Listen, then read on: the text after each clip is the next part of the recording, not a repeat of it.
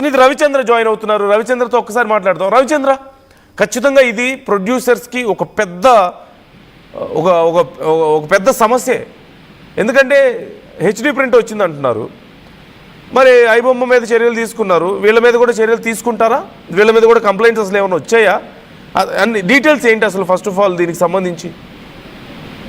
నందు, తెలుగు చిత్ర పరిశ్రమ కాదు, భారత చలనచిత్ర పరిశ్రమ అనుకోవచ్చు, హాలీవుడ్ అనుకోవచ్చు, అందరిని కూడా గడగడలాడిస్తున్న వైరస్ లాంటిదే ఈ పైరసీ.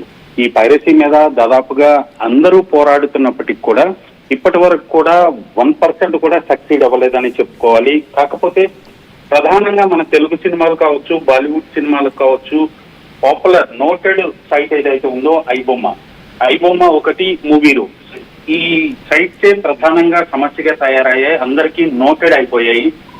దాదాపుగా రిలీజ్ అయిన కొన్ని గంటల్లోనే వీళ్ళు వాళ్ళ ప్లాట్ఫామ్ లో సినిమాని ప్లే చేస్తూ గడగడలాడించారని చెప్పుకోవాలి. సో ఈ నేపథ్యంలో గత కొన్ని సంవత్సరాలుగా వీళ్ళని ట్రేస్ చేయడానికి తెలుగు చిత్ర పరిశ్రమ, యాంటీ వీడియో పైరసీ సెల్, అలాగే పోలీసులు చాలా ప్రయత్నాలు చేశారు, చాలా కష్టపడ్డారు. మొత్తానికి ఒకటిని ఐబొమ్మ రవిని అయితే పట్టుకోగలిగారు. ఎలా సాధ్యం అవుతుంది, ఆయనకు ఈ సినిమాల కంటెంట్ ఎలా వస్తుంది అనేది ఆయన దగ్గర నుంచి వివరాలన్నీ సేకరించారు.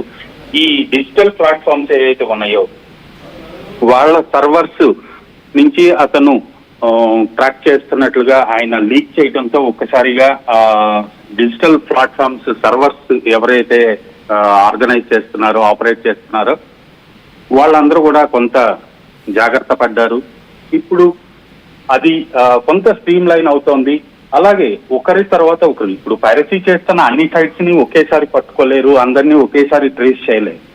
సో 1 by 1 ఒకరిని భయపెడితే మరొకరు పైరసీ చేయడానికి కొంతవరకు భయపడే అవకాశం ఉంది అనుకున్నారు. కానీ ఆ ఛాన్సే లేదు, ఎవరు భయపట్టలేదు. ఐబొమ్మ రవిని అరెస్ట్ చేశారు. ఇప్పటికీ దాదాపు 10 రోజులు కస్టడీలో తీసుకొని విచారించారు.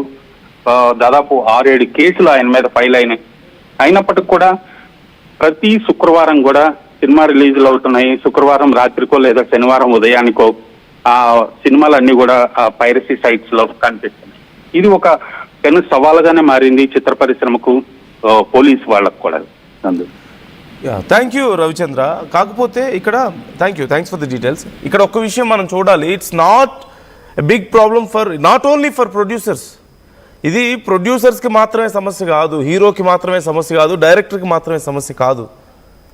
It is a problem for fans also. ఈ సినిమా కోసం బాలయ్య అభిమానులు ఎంత సఫర్ అయ్యారో మనం చూసాం. ఈవెన్ నేను ప్రత్యక్ష సాక్షిని. సుమారుగా ఒక 100 మందితో నేను స్టూడియోలో మాట్లాడి ఉంటాను. ఎంత బాధపడ్డారో లాస్ట్ మినిట్లో సినిమా ఆగిపోయినప్పుడు. ఆ ప్రొడ్యూసర్స్ కేసు వేయడం, కోర్టు తీర్పు ఇవ్వడం, లాస్ట్ మినిట్లో సినిమాలు ఆగిపోవడం మనం చూసాం కదా ప్రీమియర్స్ గతంలో.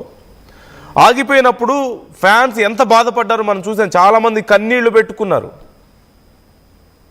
ఆ తర్వాత మళ్ళీ లాస్ట్ మినిట్లో తలనొప్పి, టికెట్ల రేట్లు పెంచుకునే విషయంలో కోర్టు వెర్డిక్ట్ ఇవ్వడము, కోర్టు కొన్ని ఈ విషయంలో కుదరదని చెప్పడం, ఆ తర్వాత మళ్ళీ ఆగిపోతుందేమో అన్న భయంతో చాలామంది ఉన్నారు. మొత్తానికి సినిమా రిలీజ్ అయింది. గతంలోనేమో ఒకసారి సీజీ వర్క్ చేస్తున్నామని అప్పుడు డిలే చేశారు. బాలయ్య అభిమానులు వెయిట్ చేసి చేసి చేసి పాపం అలసిపోయారు. సినిమా కోసం ఎంతో బాధపడ్డారు, తపన పడ్డారు. సినిమా టీం ఎంత తపన పడిందో అభిమానులు కూడా అంతే తపన పడ్డారు. తీరా వచ్చిందిరా బాబు సినిమా అనుకొని థియేటర్లోకి వెళ్ళి చూసి ఒక్కొక్కళ్ళు కాలర్ ఎత్తుకొని బయటకు వస్తున్నారు. ఇలాంటి సినిమా ఇక నెవర్ బిఫోర్ నెవర్ ఆఫ్టర్ అంటున్నారు. అలాంటి ఒక సినిమాని మేము చూసిన ఎక్స్పీరియన్స్ మాకు వస్తుందంటూ లోపల పూనకాలతో ఊగిపోతూ ఆ ఎంజాయ్మెంట్ని 2 రోజులు కూడా అనుభవించకముందే, కనీసం 2 రోజులు కూడా సినిమా వచ్చింది, వాళ్ళ హీరో సినిమా వచ్చి, బాలయ్య సినిమా వచ్చి అంత పెద్ద జాతర అవుతుంటే కనీసం ఇంత పెద్ద స్ట్రగుల్ తర్వాత 2 రోజులు కూడా హ్యాపీగా ఫీల్ అవ్వకముందే సినిమాని తీసుకొచ్చి ఆన్లైన్లో పెట్టేశారు ఫ్రీగా, free of cost, HD print. పాపం అభిమానుల పరిస్థితి ఏంటి ఇప్పుడు? వాళ్ళకి బాధ ఉంటుంది కదా ఈ విషయంలో ఖచ్చితంగా. ప్రొడ్యూసర్స్ పరిస్థితి ఏంటి? 200 కోట్ల వరకు పెట్టారు, వాళ్ళ పరిస్థితి ఏంటి? బోయపాటి గారికి బాధ ఉంటుందిగా, బాలయ్య గారికి ఎంత బాధ ఉంటుంది ఖచ్చితంగా. ఆయన ఈ విషయంలో ప్రొడ్యూసర్ల గురించి ఆలోచిస్తారు. ఇప్పుడు ఇదంతా ఒక ఎత్తు అయితే, సినిమా పైరసీ సినిమా తీసుకొచ్చి పెట్టడం ఒక ఎత్తు, ఈ వీళ్ళందరూ ఒక ఎత్తు అయితే, ఇప్పుడు ఈ విషయంలో ఏం చర్యలు ఉండబోతున్నాయి? ఇదే అతిపెద్ద విషయం. ఎందుకంటే నేను మళ్ళీ ఈ విషయాన్ని ఎందుకు మాట్లాడుతున్నానంటే, ఇక్కడ రెండు విషయాలు జరిగాయి. ఒకటి, ఐబొమ్మని బయటికి తీసిన తర్వాత, ఐబొమ్మ రవిని అరెస్ట్ చేసిన తర్వాత సినిమా ఇండస్ట్రీకి ఎనలేని మంచి ఏదో జరిగిపోయింది. ఇప్పుడు దాకా సినిమా ఇండస్ట్రీకి ఉన్న శని మొత్తం పోయింది, ఇక ఆ దరిద్రం అంతా పోయింది, ఇక సినిమా ఇండస్ట్రీకి నష్టం లేదన్న అంత స్థాయిలో. ఎందుకంటే రాజమౌళి గారు వచ్చారు, నాగార్జున గారు, చిరంజీవి గారు, పెద్ద పెద్ద హీరోలు అందరూ వచ్చారు, సజ్జనార్ గారు ప్రెస్ మీట్ పెట్టారు, అందరితో కూర్చోబెట్టారు, మాట్లాడి it's good they have to give some message. తప్పు చేసే వాళ్ళకి ఒక మెసేజ్ ఇవ్వాలి, ఇదిగో తప్పు చేస్తే ఏ రోజుకైనా ఇలా దొరుకుతారు అని చెప్పి ఒక మెసేజ్ ఇవ్వాలి. పర్సనల్గా ఐ సపోర్టెడ్ దట్, నేను కూడా సపోర్ట్ చేశాను. ఆర్టీవీ కూడా ఎన్నో వార్తలు మేము చెప్పాం ప్రజలకి, ఇలా చేయడం తప్పని చెప్పాం. రెండోది, ఇప్పుడు మళ్ళీ ఈ సినిమా వచ్చింది, మరి ఆ ఘటన తర్వాత ఈ సినిమా వచ్చింది, అంత పెద్ద డ్రామా జరిగిన తర్వాత ఇప్పుడు బాలయ్య సినిమా హెచ్డి ప్రింట్ ప్రత్యక్షమైంది ఆన్లైన్లో. ఎవరు దీనికి రెస్పాన్సిబిలిటీ తీసుకుంటారు? సినిమా ఇండస్ట్రీయా? ఎప్పటిలాగానే ఒక కంప్లైంట్ ఇచ్చేసి మాకు ఈ విషయంలో చర్యలు తీసుకోవాలని చెప్పేసి వెళ్ళిపోతారా?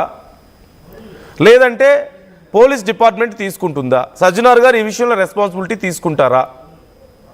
ఎందుకంటే ఒకవేళ కనుక ఇప్పుడు మీరు చర్యలు తీసుకోలేదనుకోండి ఈ విషయంలో, ఐబొమ్మ రవి లాంటి వాళ్ళ మీద మరింత సింపతి పెరుగుతుంది ప్రజలకి. అంటే అతను ఏదో మీరు కావాలని టార్గెట్ చేశారు, just because of out of ego, పోలీసులను బెదిరించాడు కాబట్టి, ఇండస్ట్రీని బెదిరించాడు కాబట్టి అతని మీద మీరు చర్యలు తీసుకున్నారు అనే ఉద్దేశం వెళ్తుంది. మిగతా వాళ్ళ మీద కూడా చర్యలు తీసుకోవాలి. ఎందుకంటే అతను చిన్న చేప, వీళ్ళందరూ పెద్ద పెద్ద చేపలు, తిమింగళాలు వీళ్ళు, షార్క్స్ వీళ్ళు. ఈజ్ జస్ట్ ఎ స్మాల్ ఫిష్ని పట్టుకొని అంత హడావుడి చేశారు అని మీకు తెలియదేం కాదు, మీరు బయట వింటూ ఉంటారు కదా ఏం జరుగుతుందో బయట. This is not a good sign in any way. ఇండస్ట్రీకి మంచిది కాదు. ఇలా జరుగుతూ పోవడం అనేది ప్రజల మీద కూడా నెగిటివ్ ఇంపాక్ట్ చూపించే అవకాశం ఉంటుంది. ఐబొమ్మ రవి లాంటి వాళ్ళ మీద సింపతి పెరగడానికి అవకాశం ఉంటుంది. ఇక్కడ ఏదో డ్రామా జరిగింది తప్ప నిజంగా ఏమి జరగలేదనే అభిప్రాయం వస్తుంది ప్రజలకి. This is not good. ప్రజలకు చాలామంది చాలా క్వశ్చన్స్ వస్తున్నప్పటికీ కూడా ఎవరు సమాధానం చెప్పలేదు ఈ విషయంలో. Try to answer their questions. So మీ అభిప్రాయాలు ఏంటి ఈ విషయంలో? మీరేమనుకుంటున్నారు? మీరు మీ అభిప్రాయాలు నాతో పంచుకునే ప్రయత్నం చేయండి. ఇప్పుడు బాలయ్య అభిమానులు ఎంత బాధపడతారు ఇది తెలిస్తే. ఇప్పుడు ఇది చూస్తే మొత్తానికి మనోడి సినిమా వచ్చిందిరా బాబు, ఇంత గొప్ప సినిమా తీసాడని చెప్పేసి వాళ్ళు ఇప్పుడిప్పుడే హ్యాపీగా ఫీల్ అవుతున్న సమయంలో, కాలర్ ఎగరేసుకుంటున్న సమయంలో తీసుకొచ్చి ఆన్లైన్లో పెట్టేస్తే వాళ్ళ హీరో సినిమాకి ఇంత నష్టం జరిగితే వాళ్ళకి బాధ ఉంటుంది. ఇంకో పక్క సినిమా టీంకి నష్టం జరుగుతుంది. మరోవైపు all these other equations, very very much real equations, ఇవన్నీ కూడా existing equations which you can't deny in any way. So ఇది చిన్న విషయం కాదు. ఇది కేవలం అఖండ గురించి నేను చెప్పడం లేదు. This is about industry. మరోవైపు సినిమా ఇండస్ట్రీలోని కొంతమంది పెద్దలే, ఇక్కడ మనకి హెచ్డి ప్రింట్ వచ్చింది. I'm sorry, 2 ways. ఒకటి, you can't directly go to theatre and have a HD print. ఎందుకంటే ఒకవేళ థియేటర్లోకి వెళ్ళి ఏ కెమెరానో పెట్టో ఏ ఫోన్తోనో నువ్వు రికార్డ్ చేసినా మంచి ప్రింట్ రాదు, అంత గందరగోళంగా ఉంటుంది. If it is HD print there. ఒకటి, సినిమా ఇండస్ట్రీ వాళ్ళ హెల్ప్ లేకుండా అది హెల్ప్తో బయటకు వచ్చే అవకాశం ఉంటుంది.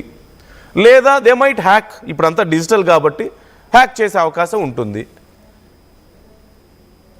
కానీ మొదటి ఆప్షన్, సినిమా ఇండస్ట్రీలోని కొంతమందే ఈ అవకాశం వాళ్ళకి కల్పిస్తున్నారు, వాళ్ళే వీటిని రన్ చేస్తున్నారు, వాళ్ళ సపోర్ట్తోని ఇవన్నీ రన్ అవుతున్నాయి అని చాలామంది మాట్లాడుతున్నారు. సినిమా ఇండస్ట్రీలో వాళ్ళే మాట్లాడుతున్నారు. దేర్ ఆర్ సమ్ ప్రొడ్యూసర్స్ పబ్లిక్గా మాట్లాడుతున్న వాళ్ళు ఉన్నారు ఈ విషయం గురించి. Who is behind this? ఇది కేవలం ఖచ్చితంగా ఒక విషయం అయితే గ్యారంటీ ఏంటంటే, కేవలం ఒక సైబర్ నేరగాడు మాత్రమే, అంటే సినిమా ఇండస్ట్రీతో కనెక్షన్స్ లేకుండా, సినిమా ఇండస్ట్రీ గురించి అవగాహన లేకుండా, కేవలం ఒక సైబర్ నేరగాడు కొన్ని రకాల గేమింగ్ యాప్స్నో లేదంటే కొన్ని రకాల బెట్టింగ్ యాప్స్ని ప్రమోట్ చేసుకోవడం కోసం, డేటా కోసం మాత్రమే చేసే పనిగా దీన్ని మనం చూడలేం. There are other ways to do all that, to acquire all that information. But పర్టికులర్గా సినిమా ఇండస్ట్రీకి సంబంధించి ఇంత పెద్ద దందా నడుస్తుందంటే సినిమా ఇండస్ట్రీలోని కొంతమంది సపోర్ట్ లేకుండా, I'm not trying to say ఇప్పుడు ఉన్నవాళ్ళు అందరూ చేస్తున్నారని చెప్పడం నా ఉద్దేశం కాదు, ఎవరు ఏంటి అనేది కూడా I'm not trying to point out, but we can say that it's very easy to say and everybody can say this, everybody know this almost. లేకుండా జరిగేది కాదు. It's a very simple equation కదా, అర్థం కానంత, అర్థం చేసుకోలేనంత పెద్ద మేజ్ ఏం కాదు కదా, ఇదే పజిల్ కాదు కదా. Now, who is going to take this responsibility? మీ అభిప్రాయాలు ఏంటి ఈ విషయంలో? ఇప్పుడు శ్రీనివాస్ కామెంట్ చేస్తున్నారు, ఈ రోజుల్లో ప్రతి సినిమా ఫేక్ సైట్లో ఉంది, ఇదేమీ స్పెషల్ కాదు. Of course it's not special, this is not first time and this is not lost time. But ప్రజలు ఇప్పుడు ప్రజలకు ఇలాంటి సందర్భాల్లో క్వశ్చన్స్ వస్తాయి కదా, ఏం ఒరిగింది ఇప్పుడు సినిమా ఇండస్ట్రీకి ఐబొమ్మని క్లోజ్ చేయటం వల్ల? చేస్తే తప్పు కాదు, చేశారు, మరి ఎందుకు అంత పెద్ద ప్రచారం చేశారు? ఏం మెసేజ్ ఇద్దాం?